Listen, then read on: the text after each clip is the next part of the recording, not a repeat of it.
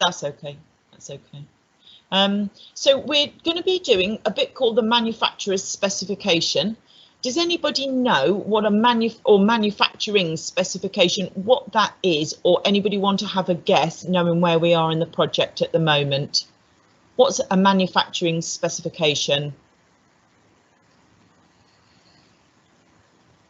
Is it like a specification of what you'll need to make the product? Exactly right. Thank you very much.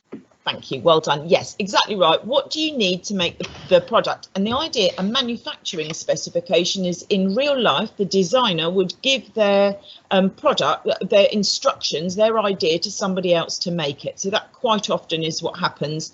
And the details about how to make it so that it could be made maybe more than once. Hi, Nail. It could be made more than once. But it would always come out exactly the same. So if you imagine your product and you wanted me to make about it, you're going to tell us how you're going to make it accurate and how that contributes to the quality of the overall product. And I'm thinking, when I was probably writing that, was thinking about Ramea making some wood joints. So she's practiced them. I think I'm right, Ramea, for when we did the little test pieces. So she'll be able to write about that and talk about how she knows how to make that good quality.